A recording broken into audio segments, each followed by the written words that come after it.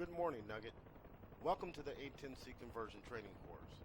Over the next few days, we'll teach you to fly and fight in the latest incarnation of the toughest, meanest, and ugliest jet in the Air Force inventory, the A-10C Thunderbolt II, better known as the Warthog or simply the Hog. In this brief introduction, we'll overview the A-10 and take a quick glance inside the cockpit. Please do not touch any input controls while watching this lesson. You can press the pause key on your keyboard if you need a break. Your jet's waiting on the ramp, so let's get to it.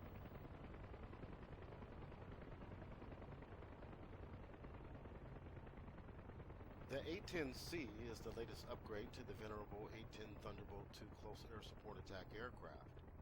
The A-10 has been around since the 1970s, and despite efforts to kill it off earlier, the Hog plays a vital role in U.S. military operations around the world today. Its original mission was to kill Soviet tanks streaming through the Fulda Gap, but today it's perhaps the most effective weapon in Iraq and Afghanistan. Long loader times, large weapon loads, redundant systems, and powerful sensors make the Hog a favorite of pilots and ground troops alike.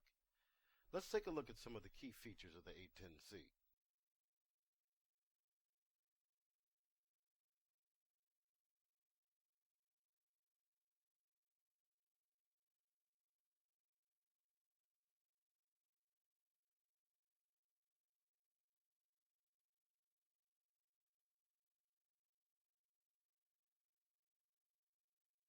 The A-10 has a pair of straight wings that provide excellent lift and maneuverability at slow speeds. However, these same wings contribute to the A-10 being a bit of a slowpoke. The wings have large trailing edge flaps, 11 stations for stores loading, and large fuel tanks. The fuselage also holds a pair of fuel tanks, but was largely built around the massive GAU 8A Avenger 7-barrel 30mm cannon. Two engines are mounted externally high on the rear fuselage.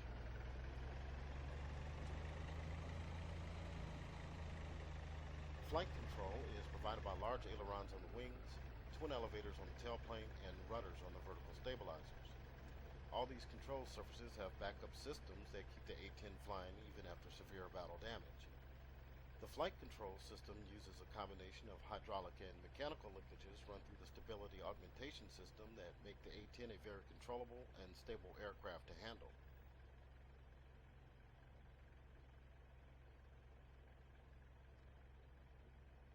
Two TF-34GE108 turbofan engines are mounted high on the rear fuselage.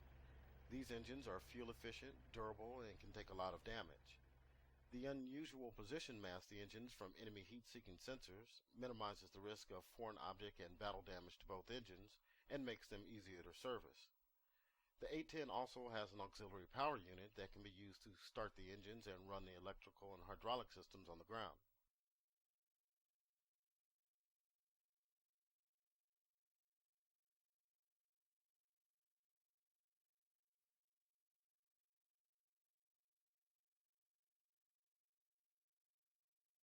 Let's take a look inside the A-10C's office.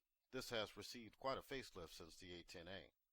The first noticeable difference is the pit is dominated by two 5x5-inch multifunction color displays. A new control stick borrowed from the F-16 and a right throttle handle from the F-15E are installed to increase HOTAS functionality. An up-front controller below the heads-up display is used for data entry, and the Armament HUD control panel has replaced the older Armament control panel for combat systems configuration. The pit can be divided into the four primary areas: the HUD and canopy bow, the front dash, the left console, and the right console. We'll be using these references in later missions. Like the rest of the aircraft, the cockpit was designed to withstand battlefield punishment. The pilot and control links are surrounded by a 408 kilogram titanium bathtub to protect against shrapnel and AAA fire.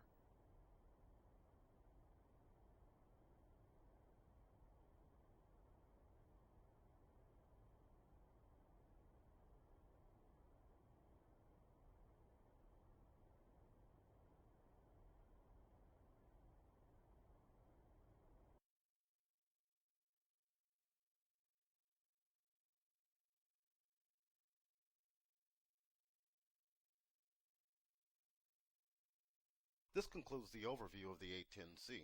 We'll begin taking a more thorough look at the aircraft starting with the next lesson.